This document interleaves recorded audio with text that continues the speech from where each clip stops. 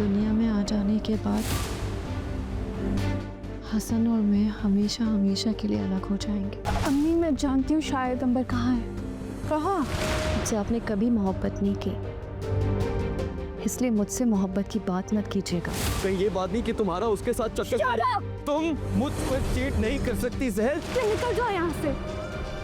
पता नहीं बिना बताए कहाँ चली गई है। घर पे नहीं है। मैंने कभी सोचा भी नहीं था हसन तुम इतने बेहिस हो सकते हो। तुम पर किसी चीज का कोई असर नहीं होता। अगर मेरी बेटी को कुछ हुआ ना तो मैं तुझे नहीं छोड़ूंगा। पुलिस स्टेशन से कॉल थी, उन्हें एक लावारिस लाश मिली है। नहीं हो सकता ना। नहीं। देखिए ड्रामा सीरियल मकाम लास्ट एपिसोड बुध रात 9 बजे सिर्फ ऑन टीवी पर।